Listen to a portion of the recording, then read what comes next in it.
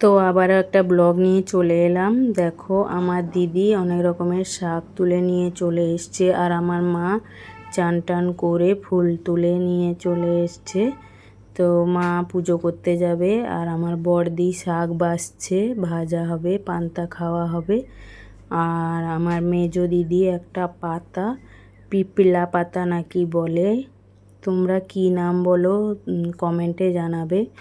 তো ওই পাতার জুস বের করছে, ওটা খেলে শরীরের পক্ষে উপকারী। আর এই যে বড়দির মেয়ে আমার মেয়েকে নিয়ে বসে আছে, আর আমার মেজো দিদি দেখো এই যে পাতাটার রস বের করছে। তো তোমরা এটাকে কি পাতা বলো কমেন্টে জানাবে।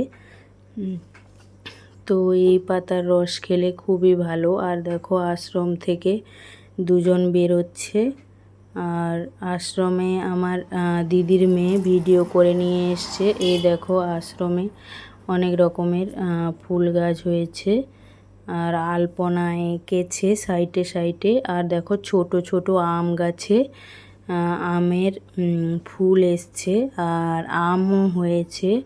তো ও পুরো ফুল গাছ পাতা সব কিছু মানে তুলে নিয়ে এসছে, আমি বলেছিলাম তুলতে।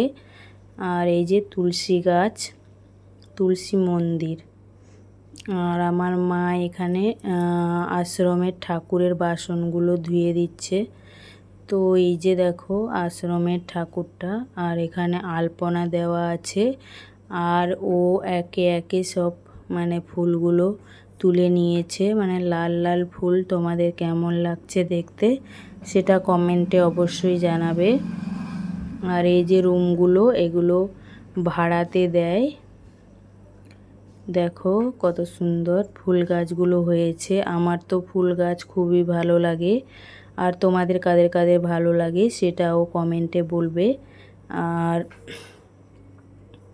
অনেকে তোমরা জিজ্ঞেস করেছিলে যে আমি কতদিন থাকবো। আমি আর 15 দিন মতো থাকবো, আর তোমরা একটু পাশে থেকো। আমি হয়তো ঠিক মতো মানে থাকতে পারছি না পাশে, তোমরা পাশে থেকো। মানে এখন তো বাবার বাড়িতে আছি তাই জন্য। আর এই যে আমার দিদি জুস বের করেছে, তো আমি বললাম আমাকে দিতে।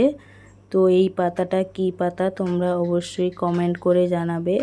আর এই যে আমার দিদি আমাকে 1 গ্লাস দিয়েছে, তো আমি খেয়ে নিচ্ছি 1 গ্লাস।